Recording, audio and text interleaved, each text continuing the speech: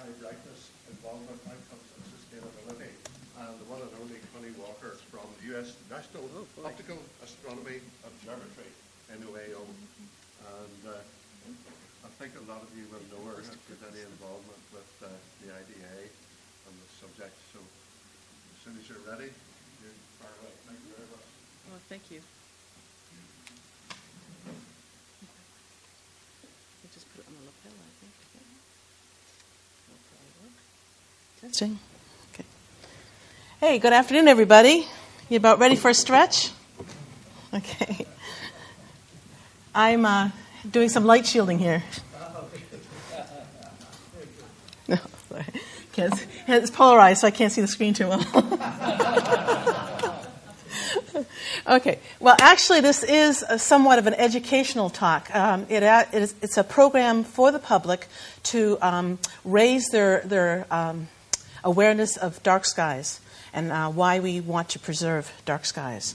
And so in that vein, we came up with Globe at Night. Originally, it was a very grassroots project in Tucson, Arizona that we did with a bunch of kids that wanted to collaborate with kids in Chile. And we had these video conferences back and forth giving results on light pollution studies that we did with a map and some push pins, and that was it. And it caught the interest of a firm in Boulder, Colorado called Globe. And they put the project on the web within a matter of months, and 4 years ago, or almost 5 years ago, Globe at Night was born. I often ask the audience, but this one is kind of rhetorical. Can you see where the cities are? And for a lot of the public, that's a statement that is a wow kind of statement, because when they look at that, they realize the reason they can't see the cities is due to the light pollution. So for many, that's an introduction. Anyway, to get right on to business, because a lot of you already know the premises, the foundation for all of these topics of light pollution, I want to get into the star hunting programs that are part of what we call the International Year of Astronomy. There are 12 cornerstones to the International Year of Astronomy. One of them happens to be specifically on dark skies awareness. And within dark skies awareness, there's an array of programs. There's about 13 different programs to fit different types of people, different types of audiences, from anywhere from kids to the ardent dark sky advocates who want to go to the city council and talk to the people there. So for the general public and specifically for students, we have a particular type of star hunting program, we call it. It's a citizen science program where anyone, anywhere around the world can go out at a certain time of year and look at a certain constellation and compare what they see with 7 maps of various delineating magnitudes. So magnitude chart 1 will have just a couple of stars, and chart 7 will have 100 stars or more. And these are 3 of the programs that fit that category that we started the year off with, and now there's at least 5. But the 3 are the Great White Star Count, and that's going to start in another 2 weeks or so on October 9th and run for 2 weeks when the moon is not out. Globe at Night was a predecessor to the Great White Star Count, and it came on March. It's coming this year on March 3rd through 16th. We also had it in March this past year for the International Year of Astronomy, and it uses the constellation of Orion primarily. And even before Globe at Night was born, we had How Many Stars, which Gunther, I think Virgil will talk about tomorrow, in fact. Okay? So citizen scientists get to be involved. They do measure the night sky brightness, which determines the light pollution level in their city. And they do this by, again, matching its appearance toward the constellation of Orion, in the case of Globe at Night, with stars of progressively fainter star maps of progressively fainter stars. And these measurements are made and then submitted online, and along with their location, date, and time, and resulting maps appear a few weeks later of the light pollution levels around the world. So typically we've had as many as 100 countries involved, and we've had over the last 4 years, now remember it's only 2 weeks every year. During those 2 weeks every year for the last 4 years, we've collected at least 35,000 measurements, which is pretty darn good. And each of those measurements usually has a couple of people tied to it, or a couple of students tied to it. So it's a lot of people. So it's a 5-step program. I basically went over those 5 steps with you already. We have a website that's dedicated to this particular program. It has a bunch of background information so that if you are a novice at all this, you can get a lot of foundation before you go out and make your measurement. So you get to know what a magnitude is and how to measure a limiting magnitude. You get to know how to find your latitude and longitude, and also just the conceptual things that you need to know. How to find your constellation, for instance. And to help you with this, there are interactive games online. And my favorite is this one at the lower right here. If you can see, there's a little tab on that globe that goes up and down, changing the latitude. And you can imagine what that does to the constellation. So if you live at a latitude of positive 40 degrees, you can tweak it up there and see what happens to Orion. And at 8 o'clock during those 2 weeks, that's what Orion should appear like where you're living. And, of course, you can play with it, go to the equator, and something else happens to Orion. And I hope we all know what happens to Orion when you bring the lever down to the equator. And also you can change the limiting magnitude. So you can go out to a campsite, or you can go out to New York City and see what the sky should look like. You have other things that are available, guides and postcards if you want to advertise the Globe at Night campaign, also in Spanish. The guides are in 13 different languages now. Can they hear me? Sorry. Yeah, fine. There should be a laser pointer, but it seems to have disappeared. Oh. Sorry. Did anybody have the laser pointer from the previous presentation? Is this it here? The red button. Oh, thank you so much. I appreciate that. But there are a ton of information here with which to help you. And then there's the map page, which has data on it from each of the 4 years in 5 different formats. So you can get as sophisticated as using shapefiles with a program called ArcGIS, or go onto Google Earth with the .kml files, or get as unsophisticated as just using a text file or an Excel file. So it's your choice. We've learned a lot from this program. We've learned that we had to hold, in some cases, trainings for teachers or for museum staff, different types of audiences. And we've done this in various ways, through either telecons or video conferences with kids and people in different countries. We've had a blast with this. We've had forums and blogs and all sorts of ways in order to interact with the public and get them feeling comfortable with taking these types of measurements and getting them more acquainted with dark skies awareness. Okay. We also have a kit at your disposal. Should anyone want to get one from me, just come talk to me later. A little justification is needed, but that's about it. We've given away about almost 400 of these kits, and sometimes it also includes the sky quality meter, which many of you in this audience are familiar with. And we also have a bunch of activities that are associated with this kit that I may get time to talk about a little bit. We have a book and that's called There Once Was a Sky Full of Stars. If you haven't read it, or you might need one for a classroom somewhere, come talk to me. It's a wonderful book. But the centerpiece is really the light shielding demo, and I actually brought it with me if anyone would like to see it. It has produced oohs and ahs at the annual IDA meeting, believe it or not, from ardent dark sky advocates, and it's really quite effective.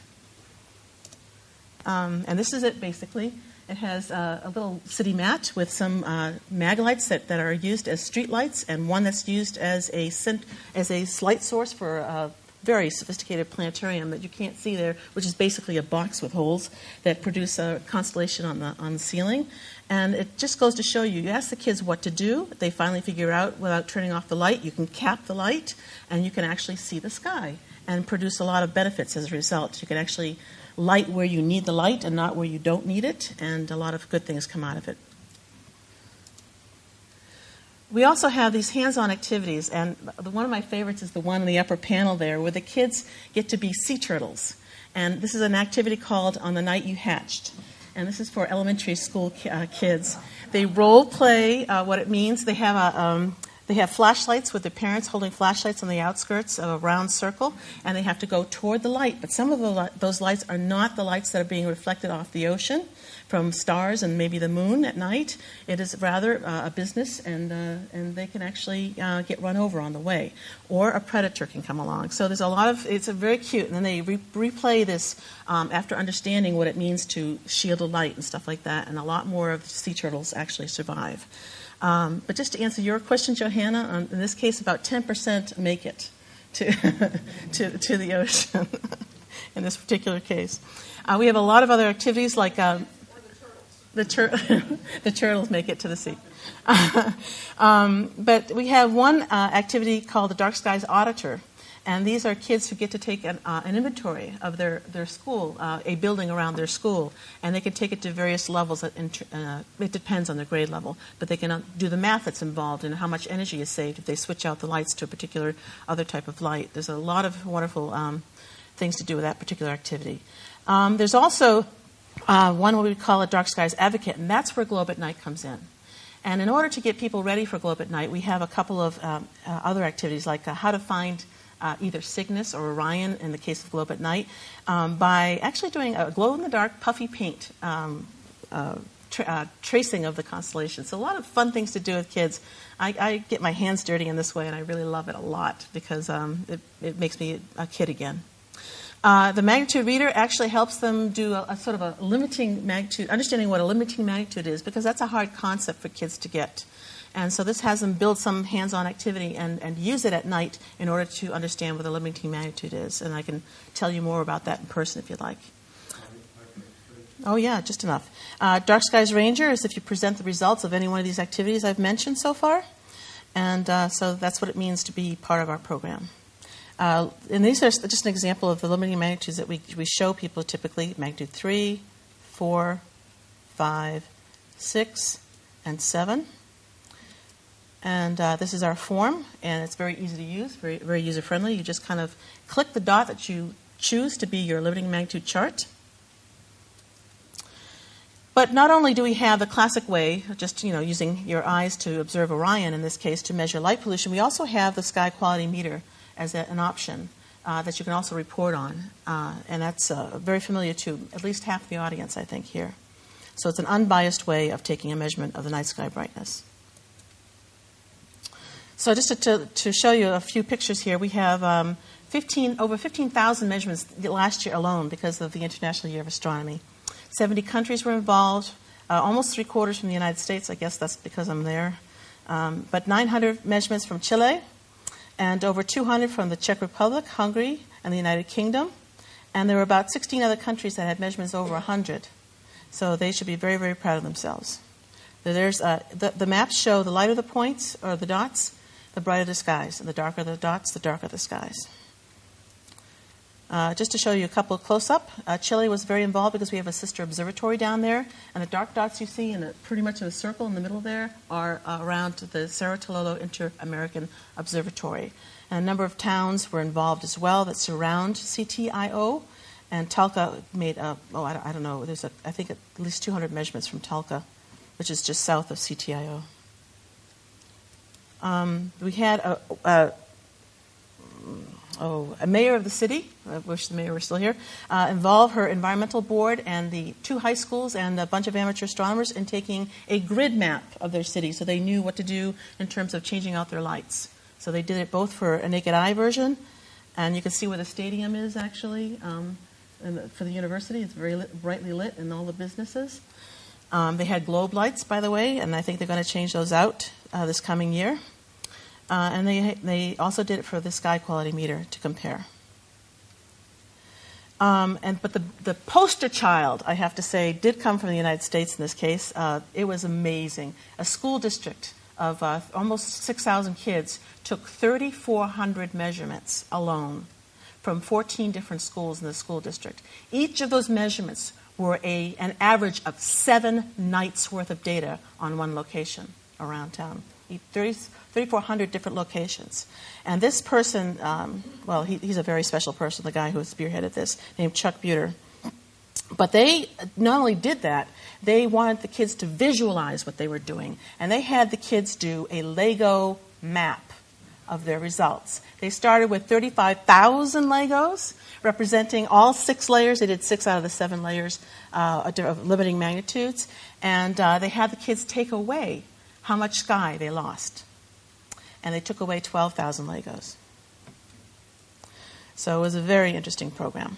Now, last but not least, I just wanted to touch on the data analysis. You have activities for before Globe at Night. You have now the activity of doing Globe at Night. And afterwards, well, what do you do with the data? What can you do? Does it stop there? Why should I take this data? I have to be able to do something with it, right? So there's various projects we have going. And a lot of them are just starting, but they look pretty darn good. There's some comparisons over time for the 4 years of data that we have, what kind of changes and trends have happened. There's comparisons you can make to population density. A lot of this is very relevant in the school systems to do. We also not only look for places that are not so ordinance compliant, but places that might be dark skies oases, and the kinds of effects that it can have on plants and animals, and also human health. That one has not been explored yet, but that's one thing we'd like to do. And then, of course, issues about safety, security, energy consumption, and cost are always brought into these things and can be used with the data as well. And that was about it. I hope that, is that all right? Yes, indeed. Thank you. All right. And thank you for your attention.